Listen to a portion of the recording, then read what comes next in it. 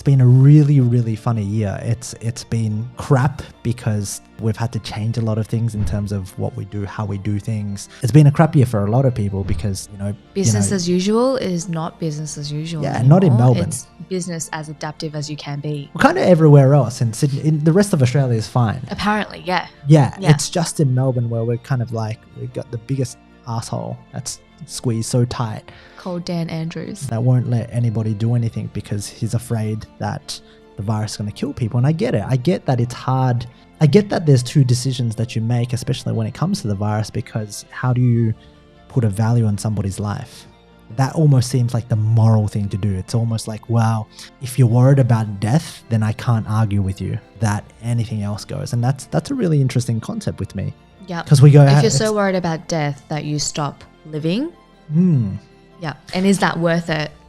Is it worth it? Like we look at coronavirus, we look at lockdown. Some people think that it's great. I understand why. Like I'm trying to understand, actually, I should say, why there are two sides to it. I'm very on the side of capitalism, like grow, innovate, create stuff, service a problem or a need.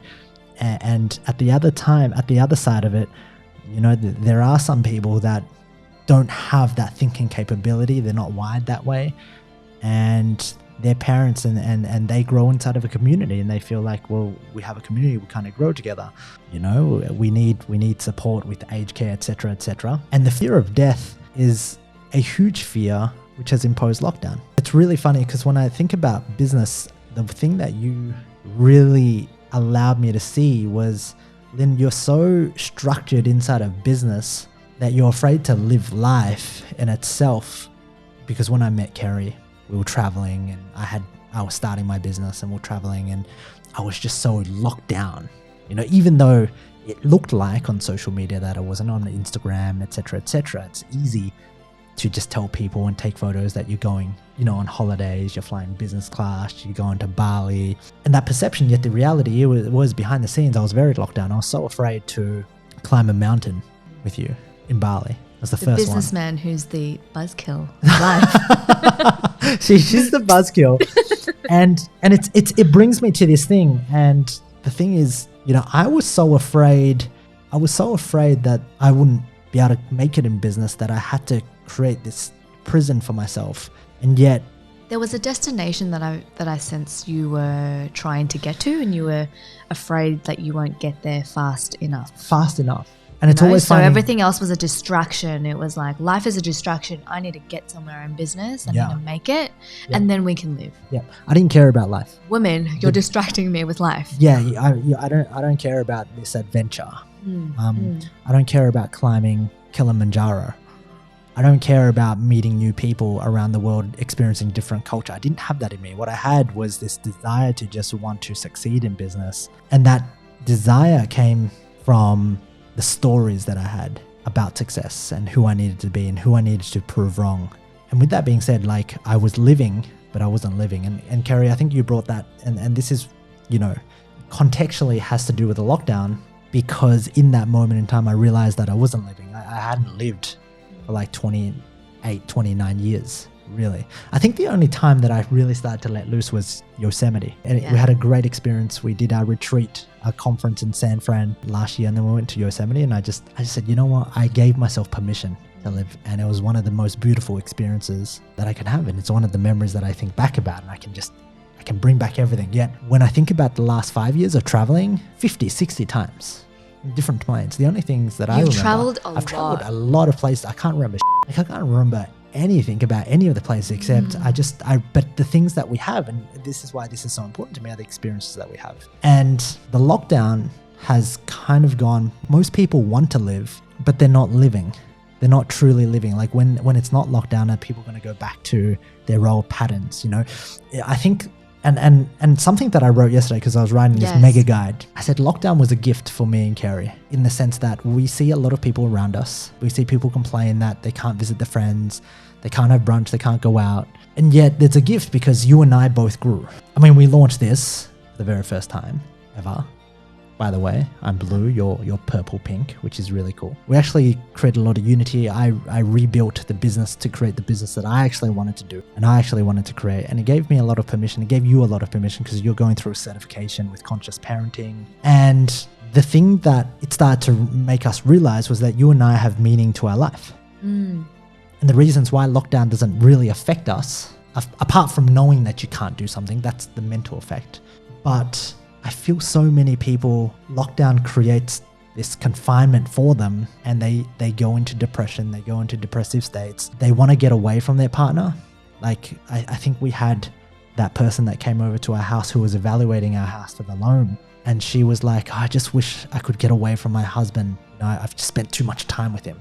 I want my kids back in school because I need my own time. I need my own space. One of my kids has ADHD and he needs a lot of attention and he's too much to handle. I mean, it's brought us together because I think the concept of you being able to find your own purpose and your own meaning to your life and me finding mine is a big thing. Do you want to kind of elaborate your favorite man, flavor of the quarter, and what he said? And I think this is really important because, I mean, lockdown's difficult, especially if you're going to be locked down. And the gift there is that you remove all of the distractions. You can't go out. You can't see your friends. You can't have brunch. We can't drive mindlessly to shopping places so these are distractions. And then when you've watched enough Netflix, like we did, that was the last thing that you could do. When you've watched enough Netflix, when you've realized that you scroll through as much social media and you're not feeling it anymore, you start to realize, right, there's a question that comes to your mind, and the question then becomes, what am I doing with my life?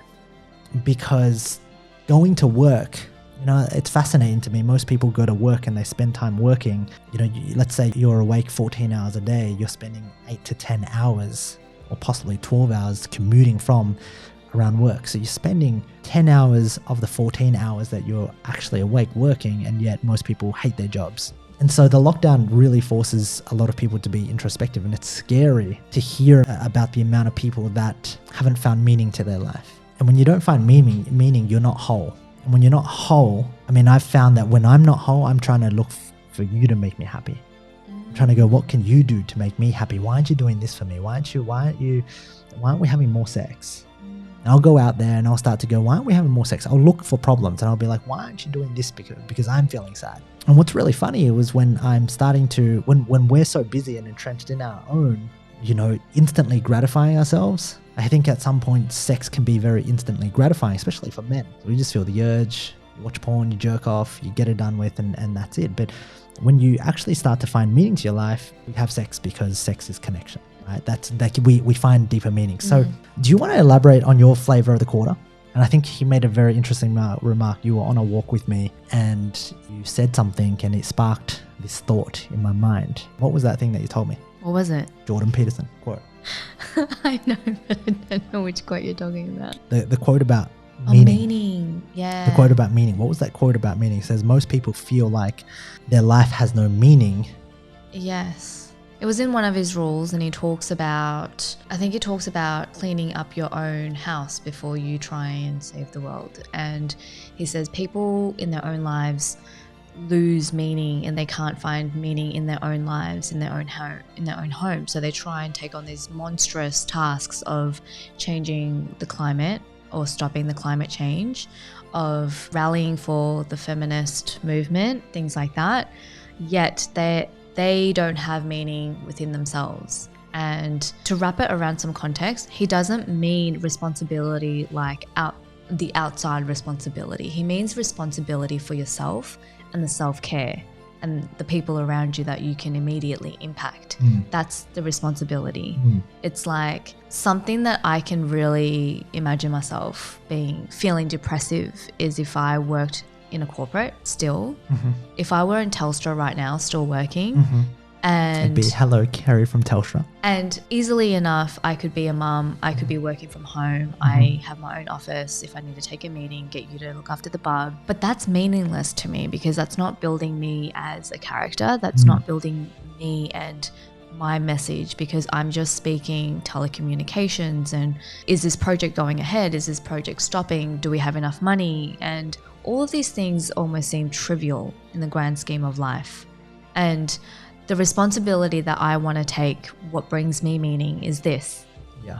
It's extra. It's in addition to being a mum, and I want this. Like, and I find that there's so much more meaning. There's so much more beauty in life. But there's more work as well. There's more work, which means you find more meaning because you take on more responsibility. And I think a lot of the times you and I aren't bored. Like in fact, like inside of this lockdown, we're like, oh, I wish I had more time. Yeah. I wish I had more time to just spend alone so that I could think, I could plan, I could build, I could question things, I could question my own worldviews and realities. I think it was by a YouTuber, Patrick David, but I think it was in his book. The quote that he said was, who do you want to be? Like, who do you want to be to Ocean? I think, and Ocean's given us a lot of introspective work to do, because I honestly feel like I've got a 24/7 surveillance camera watching me, that every wrong move I make, she's going to take on and copy and duplicate and learn from. And I think that's a fair assessment, would you say? Yes.